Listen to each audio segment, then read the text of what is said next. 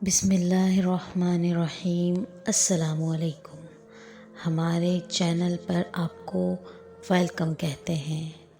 روزانہ ایک نئی سچی کہانی سننے کے لیے اس چینل کو سبسکرائب کر لیجئے، کیونکہ نئی کہانیاں صرف سبسکرائبرز کو ہی ملیں گی۔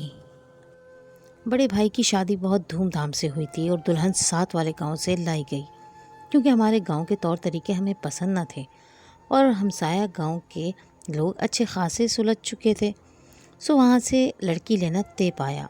اور اب شادی خیر خیریت سے ہو چکی تھی کہ ایک دن جب میں اور میرا چھوٹا بھائی باہر بیٹھے چائے پی رہے تھے کہ بھائی اور بھابھی کے کمرے سے لڑائی جھگڑے کی آواز آنے لگی۔ یہ سب سن کر ہم سب چونک پڑے، کیونکہ بھیا اور بھابھی کی شادی کو صرف چند دن ہی ہوئے تھے۔ ان کا یہ لڑائی کرنا ہماری سمجھ سے باہر تھا۔ ہم لوگ ان کے کمرے کی طرف جانے لگے تو اماں نے منع کر دیا۔ وہ بولیں، بیٹا رک جاؤ، میاں بیوی کی لڑائی ہے، اچھا نہیں لگتا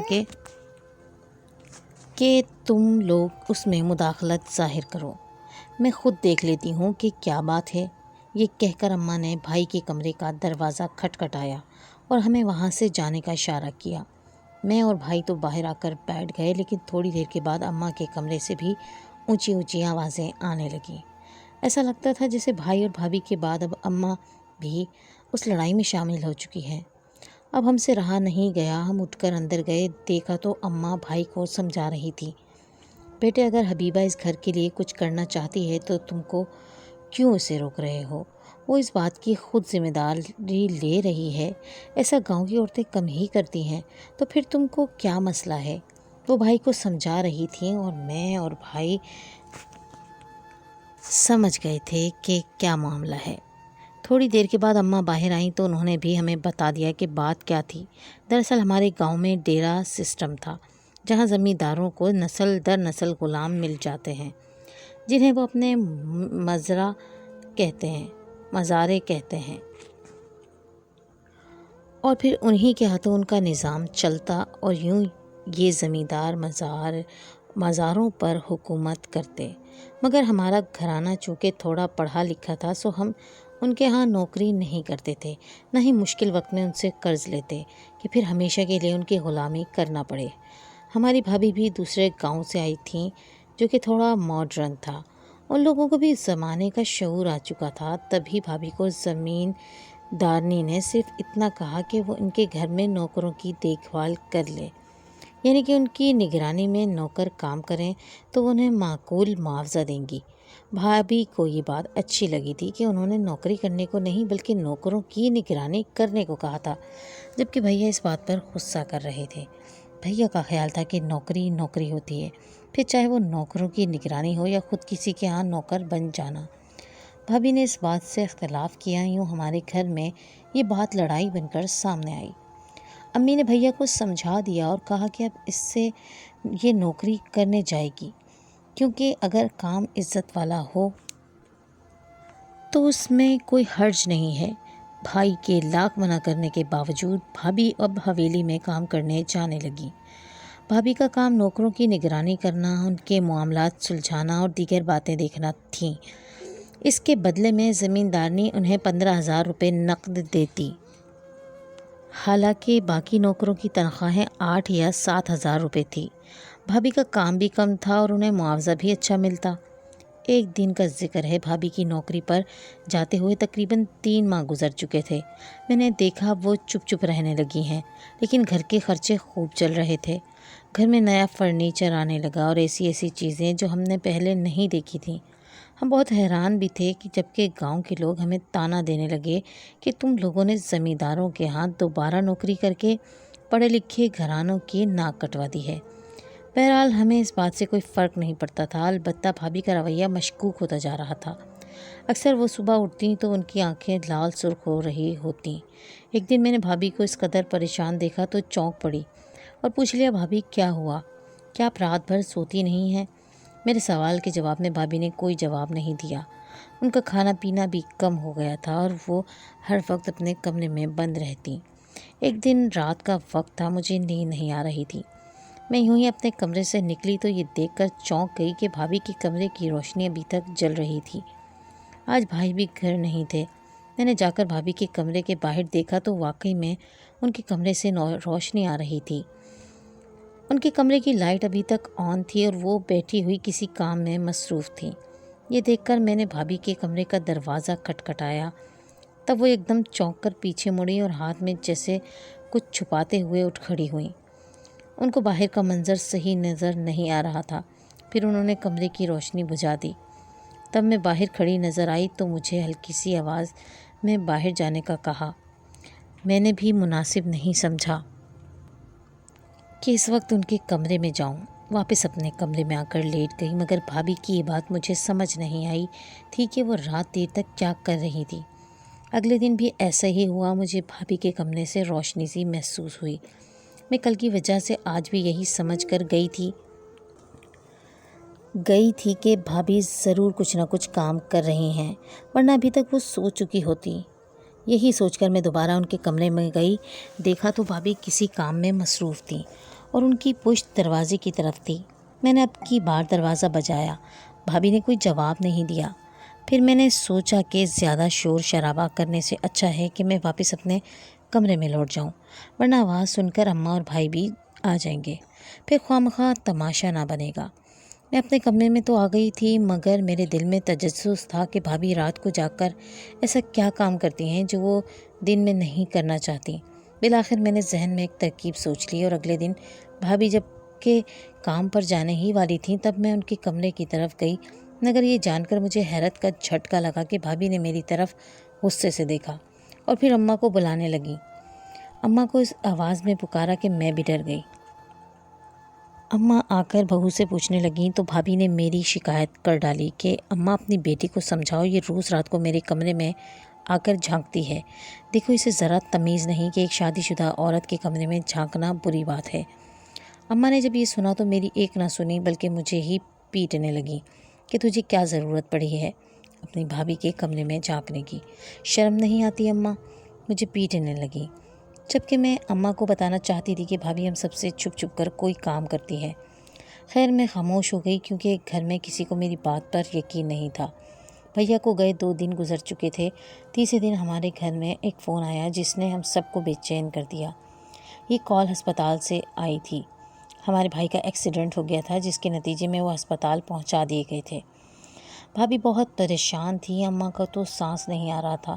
ہم سب لوگ ہسپتال بھاگے۔ حیرت کی بات یہ تھی کہ بھابھی اس وقت بھی اپنا کمرہ چھوڑ کر نہیں گئیں۔ انہوں نے کافی دیر ڈھونڈنے کے بعد اپنے کمرے کو ایک موٹا سا تالا لگایا اور پھر ہمارے ساتھ ہسپتال آ گئیں۔ ہماری تو جان ہی نکل گئی تھی کہ بھیا کا ایکسیڈنٹ ہونے کے نتیجے میں انہیں ٹانگوں کی ہڈیوں کی معذوری ہو گئی تھی۔ اب وہ چل پھر نہیں سکتے تھے اور نقلی ٹانگ لگانے میں ابھی کافی وقت درکار تھا۔ ہم تو بھائی کے اس حادثے کے باعث صدمے سے بے حال تھے اور بھابھی بھی بہت پریشان تھی۔ بھائی کو 1 ہفتے کے بعد ہسپتال سے ڈسچارج کر دیا گیا۔ زخم اس قدر زیادہ تھے کہ بھائی پٹیوں میں بندھے ہوئے تھے۔ بھابھی کا حوصلہ ایسے میں ٹوٹ گیا۔ وہ دن رات محنت کرنے لگیں، ایسے میں بھیا چڑچڑے بھی ہو گئے تھے کیونکہ وہ ہر وقت ایک ہی کمرے میں بیٹھے رہتے۔ ہمارے لیے بھی بھیا کی بیماری کسی مصیبت سے کم نہیں تھی۔ ایک طرح سے ہم بھابھی کے محتاج ہو گئے تھے، جبکہ بھابھی کا رویہ پہلے سے بھی زیادہ مشکوک ہو رہا تھا۔ ایک دن میں رات کو اٹھی تو دیکھا بھیا کی آوازیں آ رہی تھیں، ان کو پانی چاہیے تھا۔ جبکہ میں نے جا کر ان کے کمرے میں دیکھا تو بھابھی کمرے میں موجود ہی نہ تھیں اور کمرے کا دروازہ کھلا ہوا تھا۔ کیا ہوا، بھابھی کہاں ہیں؟ میں نے حیرت سے پوچھا۔ وہ پانی لینے گئی تھی مگر ابھی تک نہیں آئی، پتہ نہیں کہاں چلے گئی ہے، بھیا بے بسی سے بولے۔ میں نے جا کر کچن میں دیکھا تو بھابھی وہاں نہیں تھیں۔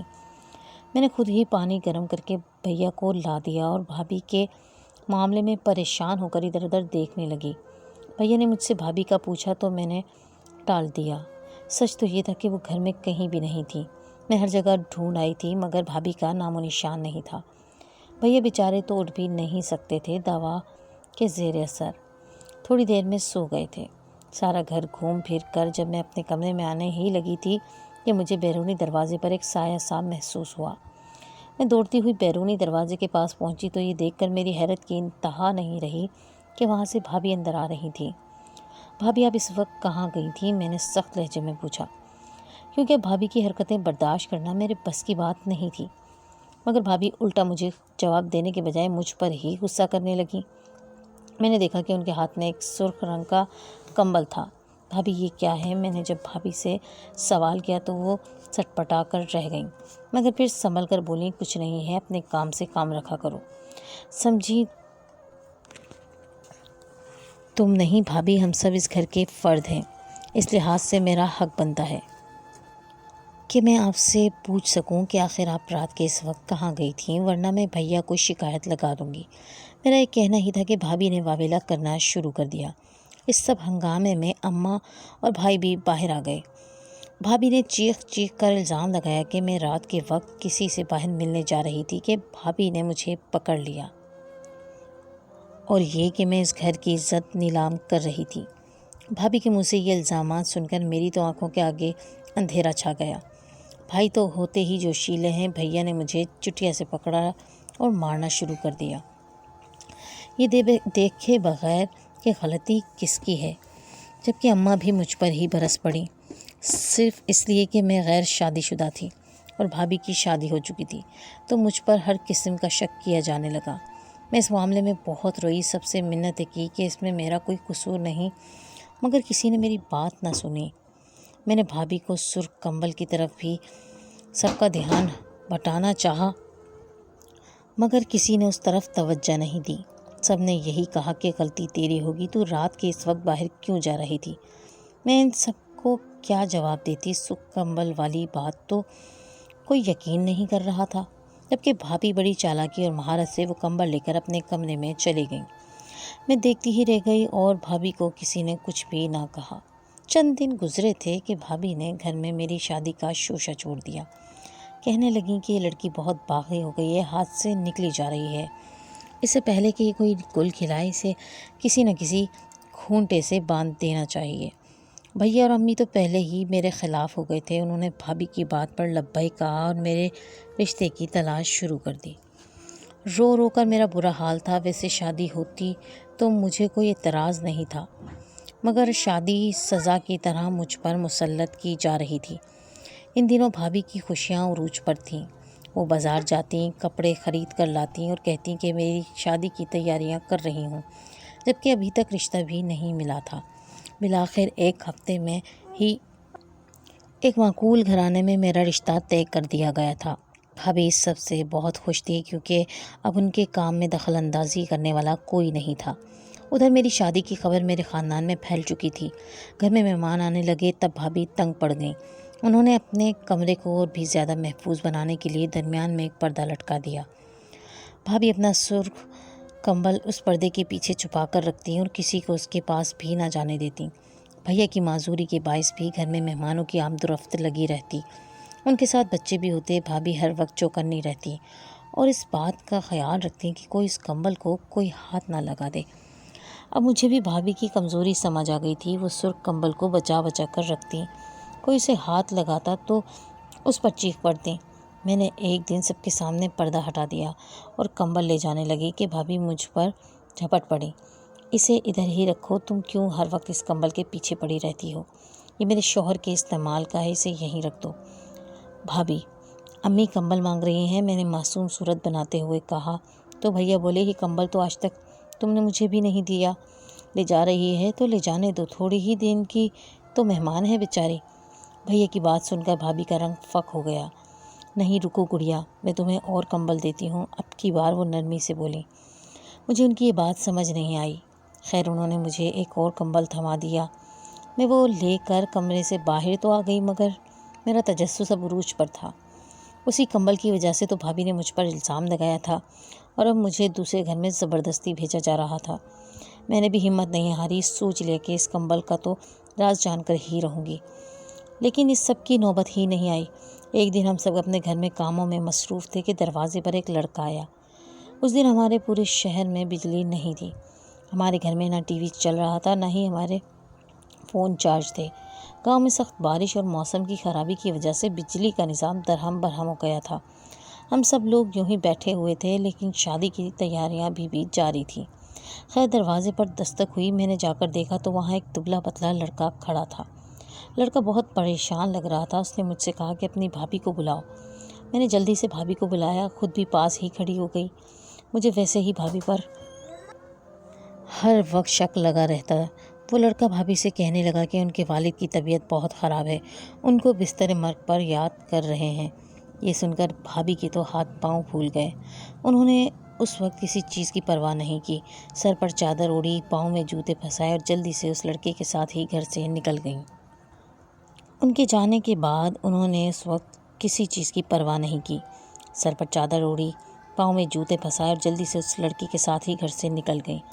ان کے جانے کے بعد میں نے اماں کو بتایا کہ بھابھی اپنے والد کی طبیعت کی خرابی کے باعث میکے گئی ہیں، جلد ہی واپس آ جائیں گی۔ نہ جانے مجھے اس سب میں بھی کچھ غلط محسوس ہو رہا تھا۔ بھابھی سے اس قدر نفرت ہو گئی تھی کہ ان کے گھر والوں کی اذیت بھی مجھے تکلیف نہ لگتی۔ میں چپ چاپ بیٹھی رہی۔ تھوڑی دیر نہ گزری تھی کہ دروازے پر ایک بار پھر دستک ہوئی۔ دیکھا تو ایک بوڑھی عورت کھڑی تھی۔ بوڑھی عورت کی آنکھوں میں عجیب سی چمک تھی۔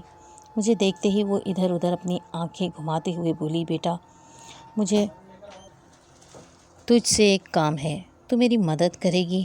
ہاں ماں بولو، کیا بات ہے؟ میں نے دلچسپی سے پوچھا۔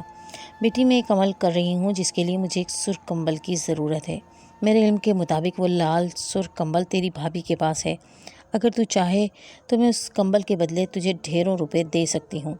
مجھے کسی طرح وہ کمبل لا کر دے دو۔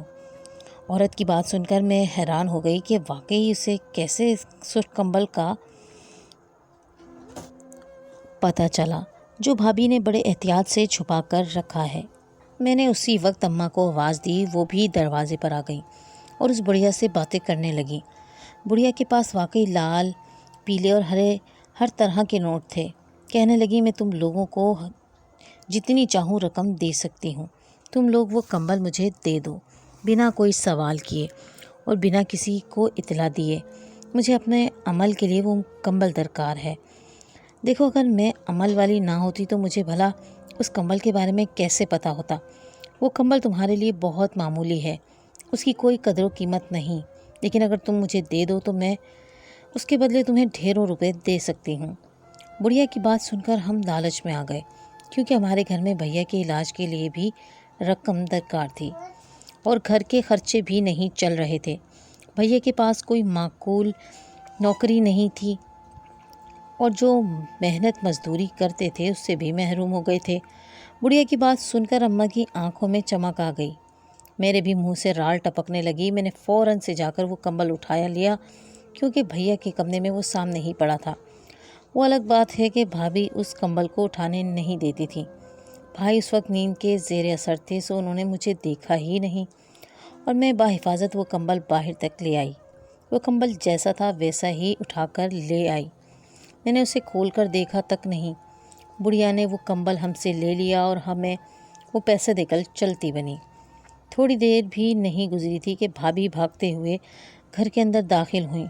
وہ واویلا کرتی اپنے کمرے میں گئیں اور وہ کمبل ڈھونڈنے لگیں جو انہوں نے بہت حفاظت سے چھپا کر رکھا تھا۔ ہائے اللہ، غضب ہو گیا، بھابھی رونے والے انداز میں بولی۔ وہ اپنا سینہ پیٹتی بین کر رہی تھیں کہ میں نے ان سے پوچھا، کیا ہوا بھابھی، کوئی بات ہوئی ہے کیا؟ میری بات سن کر ان کو غصہ آ گیا۔ تیرا بیڑا غرق ہو منحوس، سچ بتا تو نے وہ کمبل کسے دیا ہے؟ بھابھی چیخنے چلانے لگیں تو اماں بھی ان کے کمرے میں آ گئیں۔ کیا ہو گیا ہے بہو؟ ایک عورت آئی تھی، کہہ رہی تھی کہ اسے کسی خاص عمل کے لیے کمبل چاہیے۔ ہمارے تو کسی کام کا نہیں تھا، میں نے اٹھا کر اسے دے دیا۔ ویسے بھی اس کی قیمت تو 3-4 ہزار ہی ہوگی، لیکن بڑھیا نے ہمیں پورا 1 لاکھ دیا ہے۔ اماں نے بھابھی کو بتایا تو وہ خوش ہونے کی بجائے رونے لگیں۔ اماں، یہ تم نے کیا کر دیا؟ وہ کمبل بہت قیمتی تھا۔ زمیندارنی کے گھر سے کچھ پرانے کپڑے نکلے تھے، ان پرانے کپڑوں پر سونے کے تار لگے تھے۔ زمیندارنی نے اپنی نوکرانی سے کہا تھا کہ ان کپڑوں کو صاف کریں، انہیں اچھی طرح طے کریں اور انہیں کسی قسم کا نقصان نہ پہنچانے دیں۔ میں نے تو ان کپڑوں سے بڑی مشکل سے کر کے سونے کے تار اتارے اور اس کمبل پر جوڑ دی گئی۔ میں نے سلائی کر کے ان تاروں کا اچھا خاصا گچھا بنا لیا تھا، کیونکہ وہ تار خالص سونے کے تھے۔ اماں، یہ تم نے کیا کر دیا؟ میں تو بڑی مشکل سے انہیں تھا تاکہ یہ بیچ کر رقم جوڑ سکوں۔ بھابھی کی بات پر ہمارا منہ کھلا کا کھلا رہ گیا۔ تو اس بڑھیا کو کیسے پتہ؟ اماں نے استفسار کیا۔ ارے اماں، وہ بڑھیا بہت ہی چالاک ہے۔ ایک دن باتوں باتوں میں نے اس کو یہ راز بتا دیا۔ اس کے بعد سے اس نے مجھ سے کمبل کا رنگ معلوم کیا، اور دیکھو آج اس نے کیسے اس لڑکے کو بھیج کر مجھے گھر سے نکلوایا۔ حالانکہ ابا کی طبیعت خراب نہیں تھی، وہ تو بالکل ٹھیک ٹھاک تھے۔ اس نے آپ لوگوں سے جھوٹ بولا تاکہ میں گھر سے چلی جاؤں اور وہ اس کمبل کو حاصل کر سکے۔ یہ کہہ کر بھابھی نے اپنا ماتھا پیٹ لیا، جبکہ امی نے بھابھی کو سمجھایا، بیٹی تو نے جو مال چوری سے اکٹھا کیا وہ تیرے کسی کام نہیں آ سکا، اور آنا بھی نہیں چاہیے تھا۔ مانتی ہوں کہ تم نے اس گھر کے لیے بہت قربانیاں دی ہیں بیٹی، لیکن تمہارا طریقہ غلط تھا۔ میری بیٹی، اگر تمہارے نصیب میں وہ سب ہوتا تو تمہیں مل جاتا۔ تم تو اللہ کا شکر ادا کرو کہ چوری کا مال تمہیں نصیب نہیں ہوا۔ اماں نے بھابھی کو سمجھایا تو بھابھی بھی شرمندہ ہو گئیں اور اپنے کیے پر پچھتانے لگیں۔ کچھ عرصے بعد بھابھی نے وہ نوکری بھی چھوڑ دی، کیونکہ انہیں احساس ندامت نے آ لیا تھا کہ وہ زمیندارنی کے ساتھ بددیانتی کی مرتکب ہوئی تھی۔ مگر 1,00,000 روپے کی جو رقم اس بڑھیا نے ہمیں دی تھی، اس سے ہم نے بھائی کو دکان کھول کر دی، جو ماشاءاللہ اچھی چل رہی ہے۔ ہمارے گھر کا گزر بسر بھی ہو رہا ہے، مگر ہم خدا کے شکر گزار ہیں کہ اس نے ہمیں حرام راستے سے بچا لیا۔ مگر ابھی تک میرے دل میں ایک کسک باقی ہے کہ ہم نے جو کچھ بھی کیا اس حرام کے پیسے سے ہی کیا۔ اگرچہ بڑھیا نے ہم سے وہ کمبل خریدا کم قیمت میں تھا، مگر ہم نے بھیا کی دکان تو انہی پیسوں سے بنائی۔ آپ کا اس بارے میں کیا خیال ہے؟ کیا حرام کی دولت سے حلال کمائی کرنا جائز ہے؟ اگر نہیں تو پھر ہم کو اس وقت کیا کرنا چاہیے؟